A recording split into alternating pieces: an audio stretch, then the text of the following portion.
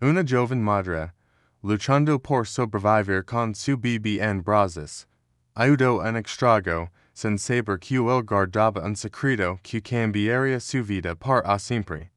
¿Qué pasó cuando descubrió la verdad?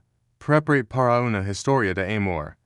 Destino, y segundas oportunidades que te robará el aliento. No te pierdas esta increíble historia. Antes de empezar, suscribí al canal. Dale me gusta y activa las notifications para no perder nuestros relatos inspiradores. En encuentro inesperado. La noche cae sobre Brooklyn como un manto pesado, cargado del frío inclemente de diciembre. Valentina Martinez apretaba con fuerza a su pequeño Lucas contra su pecho, envolviéndolo la única bufanda que posee mientras caminaba paso rápido. Las calles estaban casi desiertas, iluminadas solo por los tenues faros que parpadeaban como estrellas a punto de apagarse. Había terminado su turno en la cafetería el rincón dulce, y aunque sus pies ardían de cansancio, y sus manos estaban agrietadas del agua caliente, y los químicos de limpieza, no se permitía cuellarse. Lucas, de apenas 8 meses, dormía plácidamente, ajeno a las batallas que su madre libraba cada día. El viento cortani le azotaba el rostro, pero Valentina no disminuía el paso. Sabía que cada minuto que pasaba en la curia esas horas era en riesgo. Sin embargo, cuando pasó frente a un colón oscuro, algo la detuvo. Un sonido, un cuellido apenas audible, como el de un animal herido. Su instinto maternal se activó antes de que su mente pudiera razonar. Hola, llamó en voz baja, acercándose con cautela, entre las sombras. Distinguió la silueta de un hombre desplomado contra la pared, con una mano presionando su costado. Aunque llevaba un traje caro, ahora estaba manchado de barro y algo más oscuro. Sangre, Dios mío, exclamó, corriendo hacia él sin pensarlo 2 veces. El hombre levantó la cabeza con dificultad. Sus ojos, de un verde intenso incluso en la penumbra, la miraron con desconfianza. No, necesito ayuda, musculo, pero su voz sonaba débil. Está sangrando, dijo Valentina con firmeza, ignorando su resistencia. Hay un café a 2 cuadras, puedo ayudarlo. El hombre intentó protestar, pero un espasmo de dolor lo dobló por la mitad. Valentina no lo pensó más. Con una mano sostuvo a Lucas y con la otra rodeó la cintura del desconocido, ayudándole a levantarse. Él era más alto y corpulento que ella, pero el peso de la desesperación le dio fuerzas. Caminaron lentamente, con el hombre apoyándose en ella. Cada paso era una batalla, pero finalmente llegaron al café La Luna, un lugar pequeño y acogedor donde el dueño, Miguel, la conoce. Valentina, ¿qué pasó? Preguntó Miguel, alarmado al verlos entrar. Necesito un pano limpio, agua caliente y algo para desinfectar, pidió, sin perder la calma. Mientras Miguel corría a buscar lo necesario, Valentina sentó al hombre en una mesa y revisó su herida. Había un corte superficial, pero sangraba bastante. Con manos expertas, había cuidado a su abuela enferma durante años. Limpió la herida y la vendó con un trapo limpio. El hombre no dejaba de mirarla, como si no entendiera por qué alguien haría eso por un extrago. Gracias, murmuró, esta vez con menos frialdad. No fue nada, respondió Valentina, secundos las manos en el delantal. Le robaron. El asintió con gesto cansado. Sí. Tomar en mi billetera y el reloj, quiera que llame a la policía. No, respondió demasiado rápido. Luego moderó su tono. No es necesario. Miguel le trajo una taza de café caliente y el hombre lo aceptó con ambas manos, como si el calor lo reconfortara.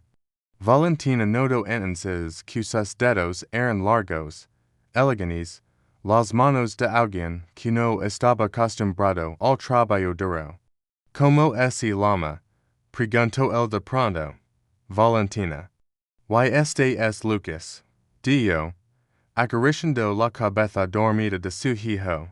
Daniel, respondió él, aunque no dio más detalles. Pasaron os minutos en silencio. Valentina sabía que debía ir pronto. Lucas necesitaba su cuna y ella, aunque fuera por unas horas, necesitaba descansar. Bueno, Daniel, si está bien, debo irme, dio, levantándose.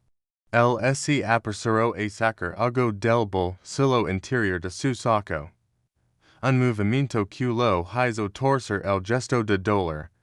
Y le extendió un billete de $100 por su ayuda. Valentina lo miró fijamente, luego sonrió con tristeza. Guardelo, no lo hice por dinero, pero su hijo debe necesitar. Sí, necesitamos muchas cosas, interrumpió ella con suavidad, pero no caridad. Solo hice lo que cualquiera haría, antes de que él pudiera insistir. Ella se despidió con un gesto y salió del café, desapareciendo en la noche. Daniel se quedó mirando la puerta, el billete en la mano. No estaba acostumbrado a que la gente rechazara su dinero. Algo en esa mujer lo perturbó. Fue entonces cuando vio el pequeño objeto caído junto a la mesa, una billetera gastada. La recogió y, al abrirla, encontró una foto de Lucas y Valentina sonriendo, junto a un montón de facturas médicas con la palabra urgent escrita en rollo. Su corazón dio un vuelco. La búsqueda del destino. La lluvia comenzó a caer sobre Nueva York en gruesas gotas que repictaban contra los cristales de los rascacielos. Daniel Carter permaneció sentado en el siendo trasero de su Mercedes, con la billetera de Valentina entre sus manos. La fotografía de ella y su hijo seguía sonriendo, como burlándose de su silencio. Seguro que es esta la dirección, preguntó a su chofer. Marcus, mientras revisaba por tercera vez el papel donde había anotado la dirección de la factura médica. Sí, señor Carter, este es el edificio, confirmó Marcus con un gesto de preocupación. Pero no parece un lugar adecuado para usted. El edificio de Valentina era un bloque de apartamentos antiguo, con la pintura descascarada y un par de escalones rotos en la entrada. Daniel no respondió.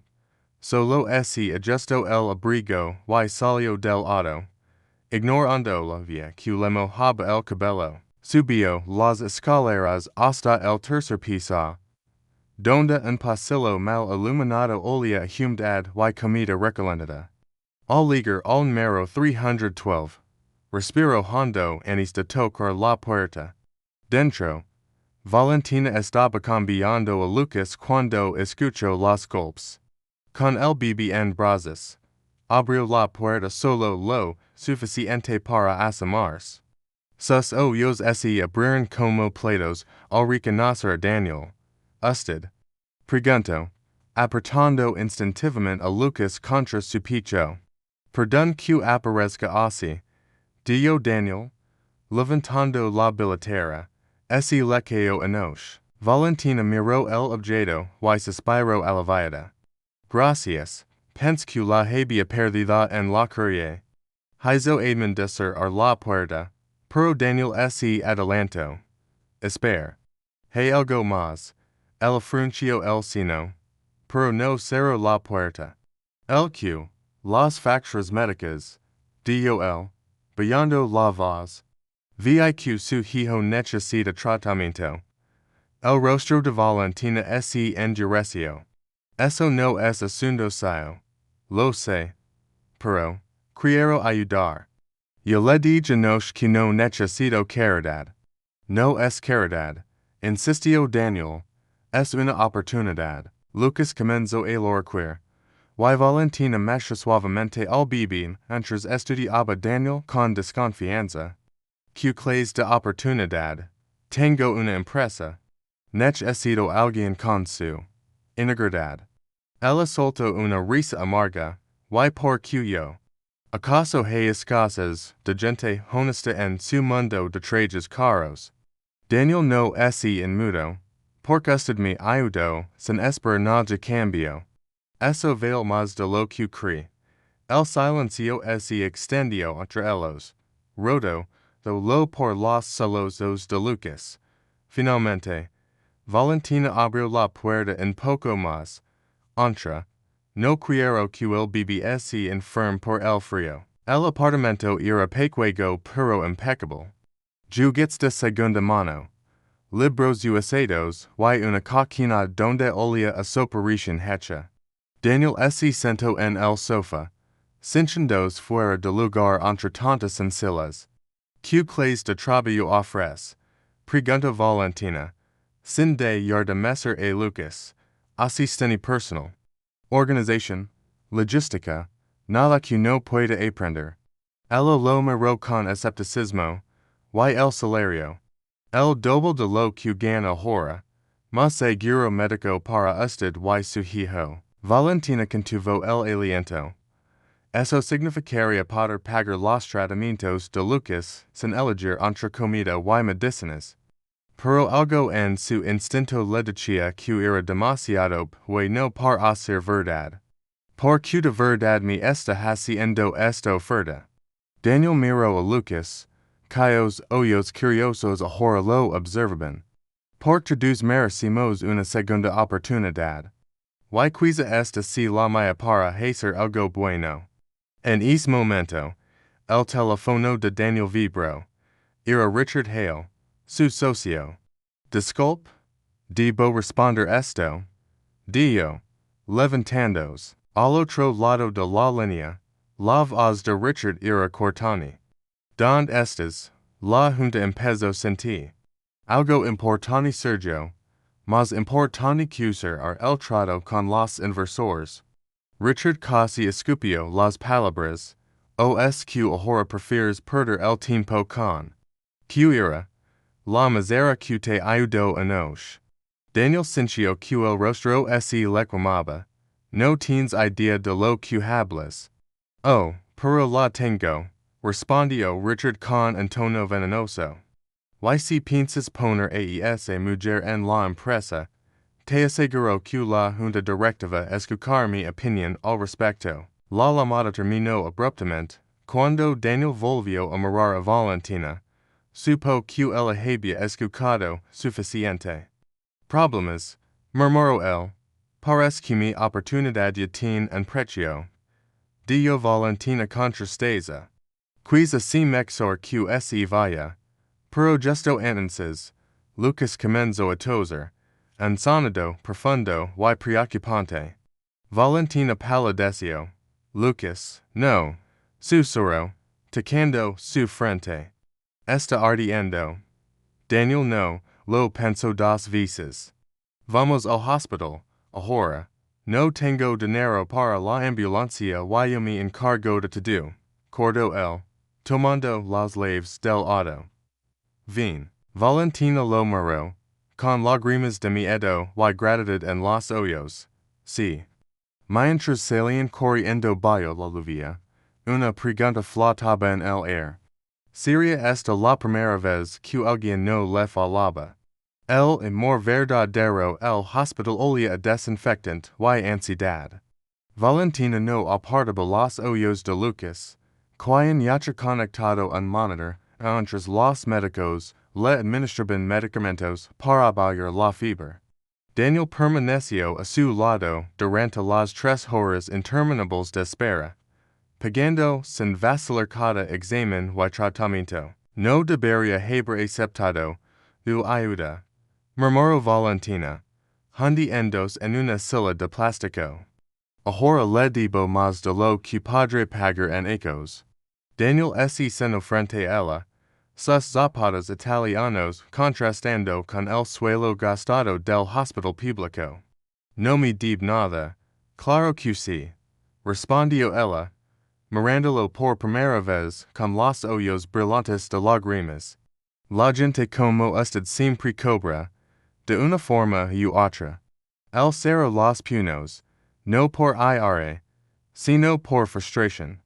Tan poca fe tiene en la gente. La vida me enseñó a ser realista. Un médico interrumpió la tensión al anunciar que Lucas respondería al tratamiento, pero necesitaría cuidados especiales. Valentina asintió, aliviada, pero su rostro es nubló al escuchar el costo. Haremos lo que sea necesario, declaró Daniel antes de que ella pudiera hablar. Cuando el médico se fue, Valentina estalló. No puedo seguir haciendo esto, que quiero etame, que de ponerme en la misma categoría que los demás. Replicó él, levantando la voz por primera vez. Sí, tengo dinero. Sí, mi mundo es diferente al suyo. Pero anoche, cuando me ayudó en es calling, usted vio un ser humano, no un billet con patas. Porque no puedo hacer lo mismo. Valentina se quedó sin palabras. 2 semanas después contra todo pronóstico, Valentina aceptó el trabajo. Richard no lo tomó bien. En serio pondrse esa mujer en nómina. Escupió en la reunión de directorio. Es en risco para la empresa. Daniel no se en mudo. Termin contas juegos. Richard. La junta sabe que desviaste fondos. Eres te quien sobre aquí. El escándalo que siguió futuramente. Pero con Richard fuera. Daniel pudo ofrecer a Valentina en puesto genuino. Coordinar una fundación para madres solteras. No entiendo por qué confía en mí. Dio ella el primer día. Abrumada por la oficina con su nombre en la puerta. Porque usted velo que otros ignoran. Respondió él, señalando el ventano donde se veía el comedor de beneficencia que él había sugerido. Eso no se enseña en Harvard. Un año después, la gala de Navidad de la Fundación brillaba con luces y esperanza. Valentina, ahora directora, hablaba con seguridad en cientos de personas. Daniel la observaba desde atrás, orgulloso, listo. Susurró Marcus, entregando un pequeño anillo azul. Daniel asintió. Al terminar su discurso, Valentina encontró el salón vacío, excepto por Daniel, de rodillas, sosteniendo no un anillo de diamantes, sino la vieja sonada de Lucas. No quiero cambiarte, dijo él, con voz ronca. Quiero que seas mi familiar, tal como eres. Valentina se eco alor, y si te arrepientes. Entonces habrá sido el hombre más tonto del mundo.